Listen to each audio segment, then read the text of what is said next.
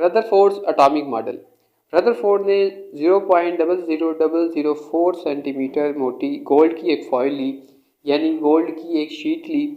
उसके ऊपर उसने अल्फ़ा पार्टिकल्स की बम्बार्डमेंट की। अल्फ़ा पार्टिकल्स रेडियम से भी हासिल किए जा सकते हैं और पोलोनियम से भी हासिल किए जा सकते हैं। They are actually helium nuclei. Alpha particles असल में हीलियम के न्यूक्लियाई थे। They can penetrate through matter to some extent. Alpha particles metal में से कुछ हद तक गुजर सकते हैं। He observed the effects of alpha particles on photographic plate or screen coated with zinc sulfide।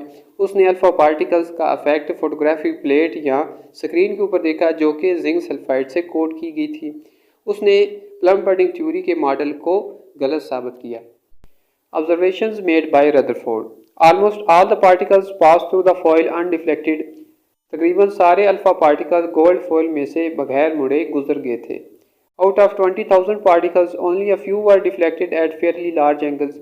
20,000 alpha particle में से सिर्फ चंद एक ऐसे थे जो गोल्ड फॉइल के साथ टकराने पर एक एंगल के ऊपर मुड़ गए थे, और चंद एक ऐसे थे जो बिल्कुल बाउंस बैक हो गए थे, बिल्कुल वापस मुड़ गए थे।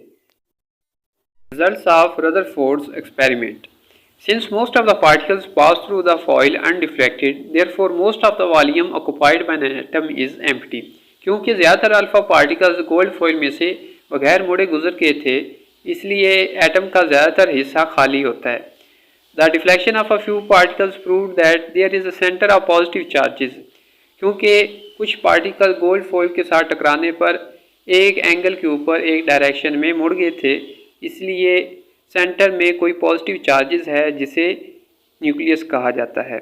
The complete rebounce of a few particles show that the nucleus is very dense and hard. कुछ पार्टिकल गोल्ड फॉइल के साथ टकराने पर बिल्कुल वापस मुड़ गए थे। वो ये बताते हैं कि न्यूक्लियस बहुत ही डेंस और सख्त किस्म का है। Since a few particles were deflected, it shows that the size of the nucleus is very small as compare to the total volume of the atom. क्योंकि चंद एक पार्टिकल्स ही वापस मुड़ गए थे और कुछ ही पार्टिकल्स एक एंगल के ऊपर डिफ्लेक्ट हो गए थे, तो ये बताते हैं कि न्यूक्लियस का साइज़ पूरे एटम के लिहाज से बहुत छोटा है। इलेक्ट्रॉन्स न्यूक्लियस के गिर्द रिवॉल्व करते हैं। An atom as a whole is neutral. Atom मजमूई तौर पर न्यूट्रल होता है, इसके ऊपर कोई चार्ज नहीं होता, यानी नंबर ऑफ प्रोटॉन और नंबर ऑफ इलेक्ट्रॉन्स इक्वल होते हैं। Except electrons, all other fundamental particles that lie within the nucleus are known as nucleons। Electrons के अलावा तमाम फंडामेंटल पार्टिकल्स न्यूक्लियस के अंदर मौजूद होते हैं, उन्हें न्यूक्लियॉन्स कहा जाता है, जिनमें प्रोटॉन्स और न्यूट्रॉन्स शामिल हैं। Defects in Rutherford's model. Rutherford के मॉडल में कुछ डिफेक्ट्स थे, वो देखते हैं। According to classical theory of radiation, electrons being the charge particles should release और एमिट एनर्जी कंटिन्यूसली। रेडिएशन की क्लासिकल थ्योरी के मुताबिक इलेक्ट्रॉन्स चार्ज पार्टिकल्स होते हैं, तो इन्हें एनर्जी कंटिन्यूसली रिलीज़ करनी चाहिए, एमिट करनी चाहिए, और आखिर पे न्यूक्लियस के अंदर गिर जाना चाहिए।